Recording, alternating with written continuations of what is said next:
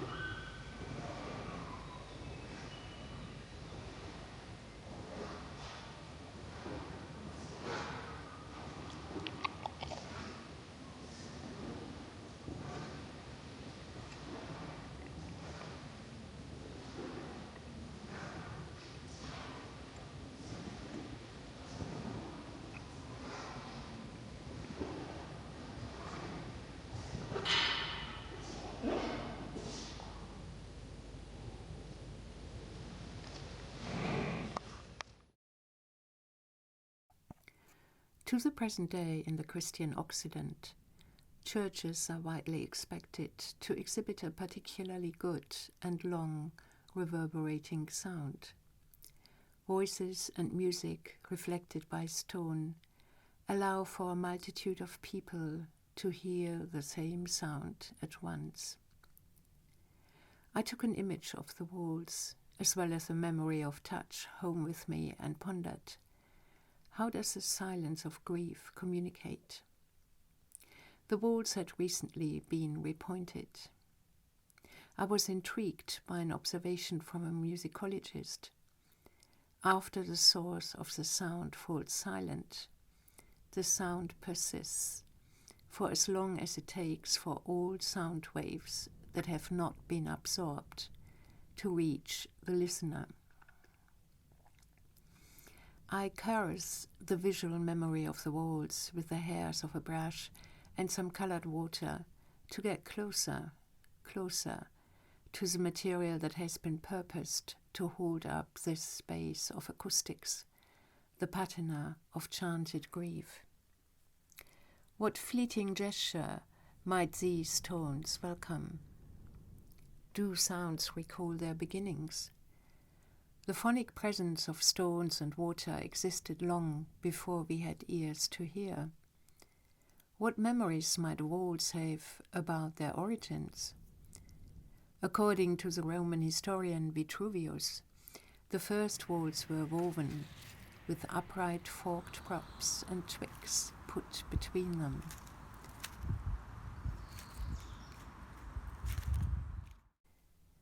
The discovery of silk is said to have led to the invention of the loom. In his book Strange Tools, cognitive scientist Alva Noe argues tools that shape how we are seen can also shape how we see the world. Placing warps of silk threads in a chapel made me regard the skills of beings who know how to transduce, who know how to convert energy from one format to another and another, who know how to translate light into oxygen and food, and into wonder. Silkworms hatch in early spring. A silkworm aligns two threads. One thread secretes from the left, the other from the right side of its mouth. The threads solidify and join. During 3 to 8 days, the caterpillar turns its head 300,000 times in a figure of 8 movement, whilst extruding one continuous thread of up to 3/4 of a mile long. The thread remembers the turns, remembers the movements that brought it into existence. The discovery of silk is said to have happened in 27 BC. A pupa had accidentally fallen into a cup of tea, and a thread had reached out. Silk is matter unwound. With the discovery of silk, rituals emerged alongside the domestication of silkworms. Palaces were built for them. Women sheltered the cocoons in their bosoms. Stories emerged of higher beings that had noted inequality on earth. Higher beings that descended from a life of comfort and transformed into silkworms to clothe and nourish the poor. By prioritizing need to the more poetic notion of the gift waiting to be noticed, these ways of seeing reverse evolutionary time. Such stories of compassion assume humanity was there before the silkworm and the mulberry tree. Silk is both sacrifice and gift, between the you-thou that marvels and the me that frets about survival.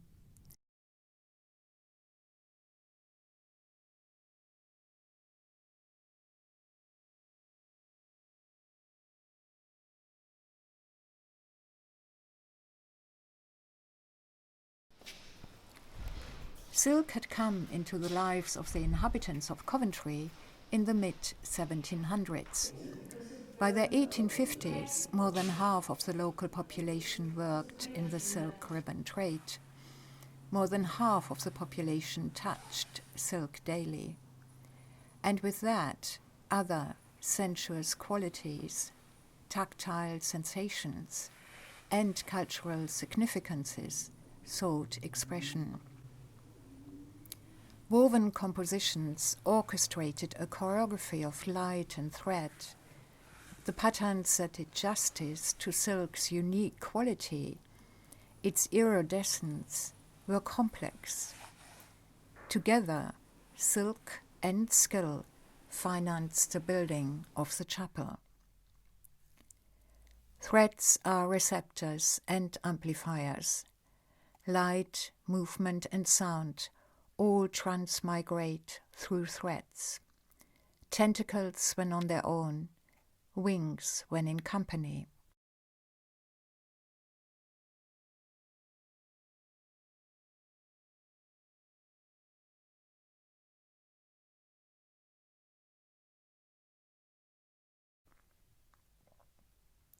It is said that during a drought in the late 1870s in China, the Dowager Empress Chongqi liked to sit alone, listening to the low, even, deeply soothing sound of the countless silkworms consuming the new mulberry foliage. Disempowered by the weather, by foreign forces and internal strife, listening to the sound of homegrown ingenuity may indeed be comforting.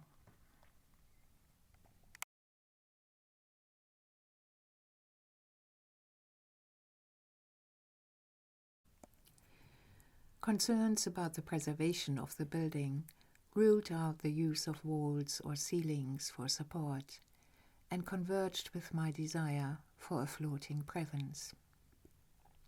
Something that belongs to the site, like the sensations of grieving. Something that had been posited as spirit or soul at the point of origin. And was now, as it morphed into a new format, no longer immune but open to experimental inquiry.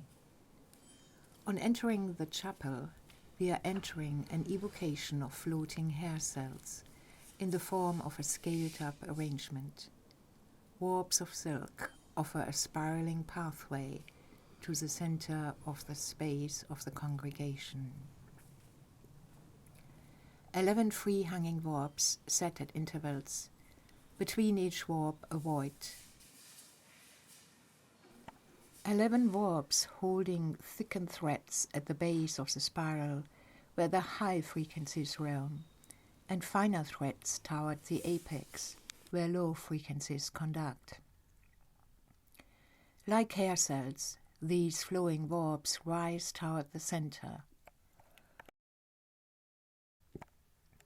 Made of fluid congealed, they lean into the turbulence generated by movement. Inner hair cells transduce physical energy into a nervous signal. What happens when an enigmatic, immediate presence meets an enfleshed presence?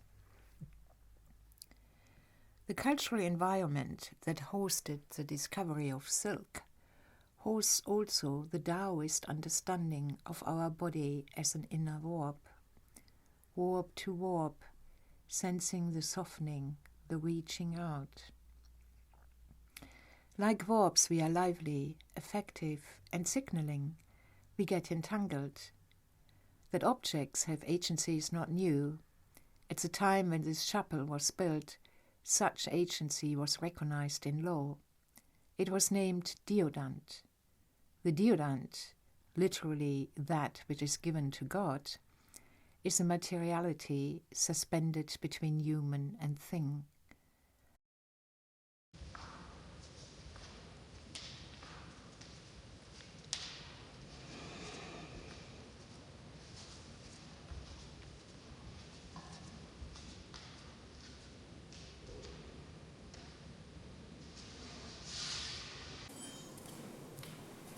Initially, the threads of silk echo our movements.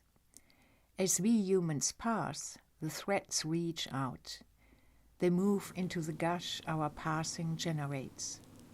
Their litheness makes tangible the echo of our movements. Likewise, bundles of hair cells inside the endolymph of the organ of Corti echo the movement that enters our ear. Movement set in motion by the external world.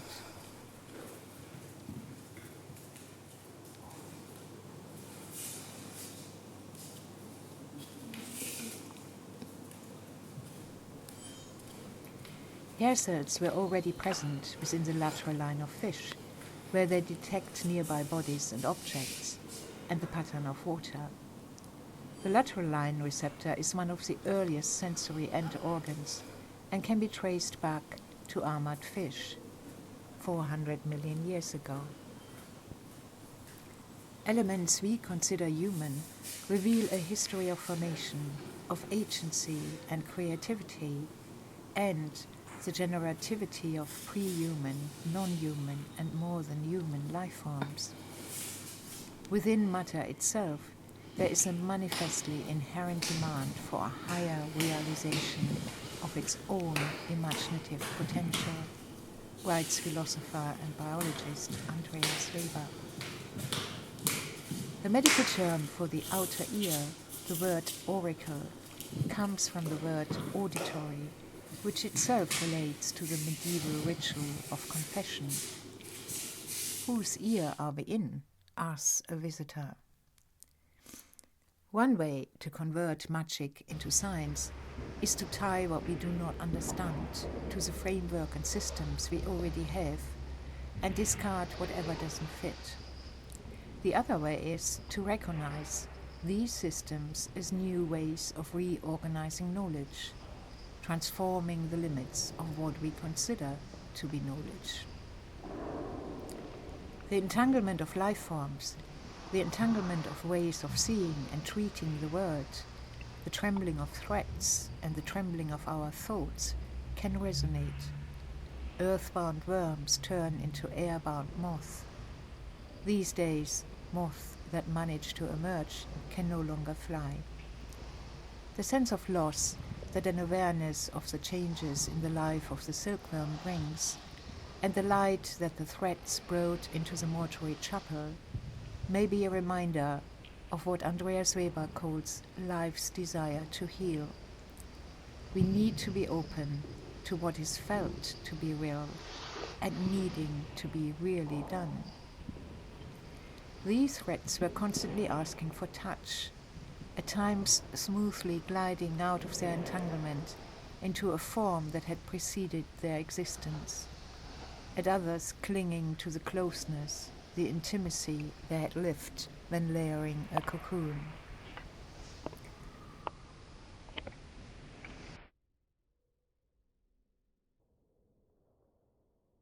To borrow one last time from Patrick Farmer's poetical language, Echoes of Voices was an attempt to communicate with potentials in their own registers.